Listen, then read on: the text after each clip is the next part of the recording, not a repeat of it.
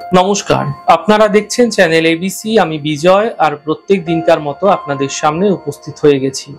আজ আমি আপনাদের সঙ্গে এখন আলোচনা করব শ্রাপিত যোগ সম্পর্কে। আপনারা অনেকেই কিন্তু শুনে থাকেন শ্রাপিত দোষের কথা।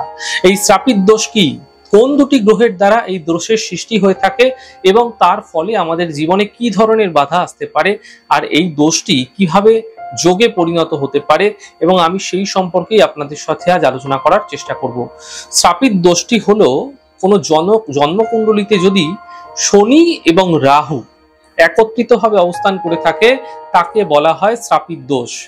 জ্যোতিষশাস্ত্র মতে মনে করা হয় যে পূর্বজন্মের যে কর্মফল, সেই কর্মফলের প্রভাবেই কিন্তু এই দোষের সৃষ্টি হয়ে থাকে। শনি যদি অশুভভাবে এই দোষ সৃষ্টি করে থাকে তাহলে এই শ্রাপিত দোষের প্রভাব আরো বেড়ে যায়।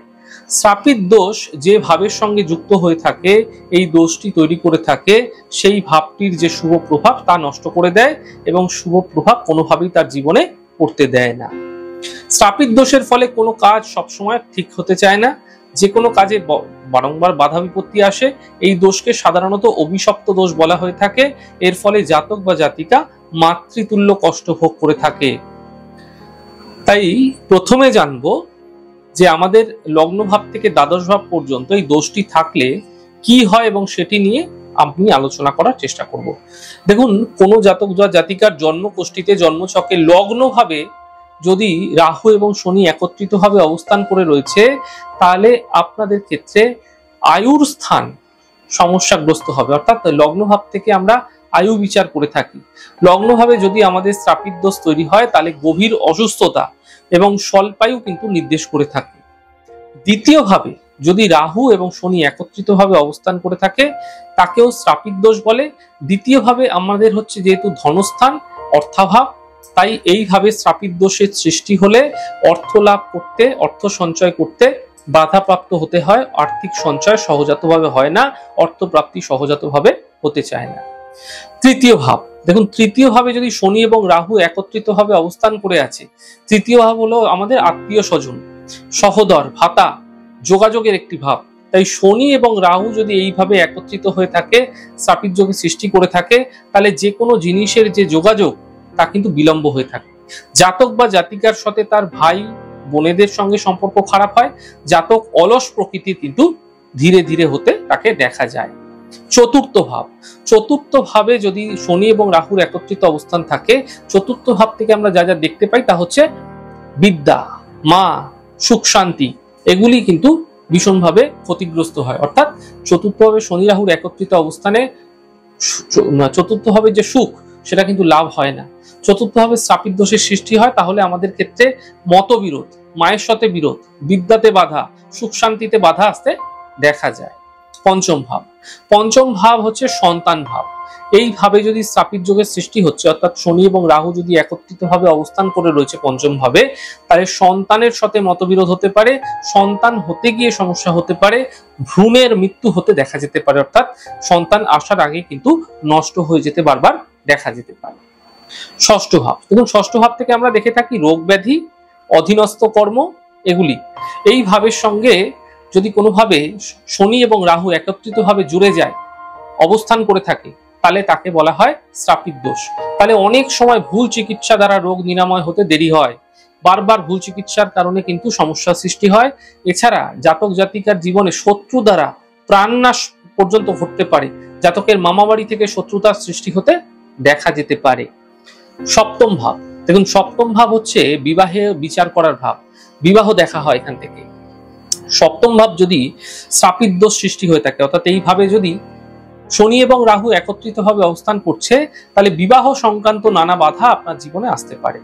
জাতক বা জাতিকার ক্ষেত্রে তার স্বামী হতে পারে, স্ত্রী হতে পারে, হঠাৎ মৃত্যু পর্যন্ত হতে পারে, এবং দাম্পত্য জীবনে চরম থেকে চরম বিপর্যয় কিন্তু তার জীবনে নেমে আসতে পারে। সেপারেশন কিন্তু অবশ্যই হতে দেখা যেতে পারে। অষ্টম ভাব, দেখুন, অষ্টম ভাব হচ্ছে আমাদের অ্যাক্সিডেন্ট, দুর্ঘটনা, বিপদ আপদ, এগুলি কিন্তু বিচার করা হয়ে থাকে। অষ্টম ভাবের সঙ্গে যদি কোনোভাবে শ্রাপিত যোগ জুড়ে যাচ্ছে, অর্থাৎ রাহু এবং শনি যদি একসাথে অষ্টম ভাবে অবস্থান করে রয়েছে, তাহলে মিথ্যে বদনাম কিন্তু সহ্য করতে হতে পারে। অষ্টম ভাবে শ্রাপিত দোষ সৃষ্টি হলে জাতক বা জাতিকার আকস্মিক মৃত্যু পর্যন্ত হতে দেখা যেতে পারে। নবম ভাব, দেখুন নবম ভাব থেকে আমরা ভাগ্যস্থান দেখি, আধ্যাত্মিক স্থান দেখি এবং পিতা দেখি। এইভাবে যদি শ্রাপিত যোগ সৃষ্টি হয়ে থাকে, ধরুন নবম ভাবে রাহু এবং শনি একত্রিত ভাবে অবস্থান করছে, তাহলে শ্রাপিত যোগের সৃষ্টি হয়। তাহলে ভাগ্যোন্নতিতে ভীষণভাবে বাধা আসে, আধ্যাত্মিক উন্নতিতে বাধা আসে এবং একই সাথে পিতার সাথে মতবিরোধ এবং ঝঞ্ঝাট বৃদ্ধি পেয়ে থাকে। দশম ভাব, দশম ভাব হলো কর্মভাব। দশম ভাব থেকে আমরা কর্ম দেখে থাকি।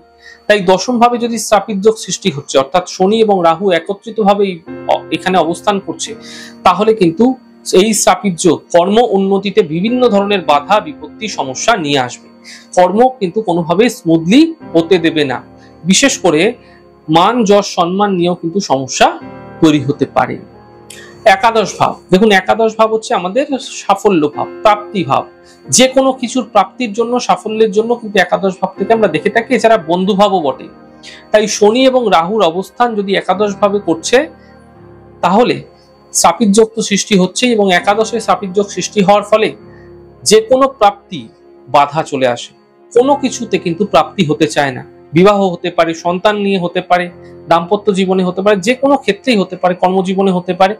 বারংবার ধরে বাধা বিপত্তি বিঘ্ন চলেই আসে এবং শেষ মুহূর্তে গিয়ে কিন্তু একটা ব্যাঘাত ঘটতে দেখা যায় এবং কাজটি কিন্তু পণ্ড হয়ে যায়। দ্বাদশ ভাব, দ্বাদশ ভাব হচ্ছে আমাদের ব্যয় ভাব। দ্বাদশ ভাবে যদি শ্রাপিত যোগের সৃষ্টি হচ্ছে, অর্থাৎ দ্বাদশ ভাবে যদি রাহু এবং শনি একত্রিত ভাবে অবস্থান করছে, তাহলে আয়ের থেকে ব্যয় কিন্তু ভীষণভাবে বেশি হতে দেখা যায় জাতক জাতিকার জীবনে, যার ফলে অর্থনৈতিক সমস্যা কিন্তু বারবার ধরে তাদের ভীষণভাবে ফেস করতে দেখা যায়। তাহলে আজ আমি আপনাদের সঙ্গে এখন আলোচনা করলাম শ্রাপিত যোগ সম্পর্কে, কোন ভাবে থাকা শ্রাপিত যোগ আপনাদের জীবনে কি প্রভাব ফেলতে পারে সেই সম্পর্কে। আমাদের ছোট ছোট আলোচনা যদি আপনাদের ভালো লাগছে, সেক্ষেত্রে লাইক করতে, কমেন্ট করতে, সাবস্ক্রাইব এবং শেয়ার করতে বন্ধুদের সঙ্গে ভুলবেন না। অনেক ভালো, সুন্দর, সুস্থ থাকুন। আগামী পর্বে দেখা হবে।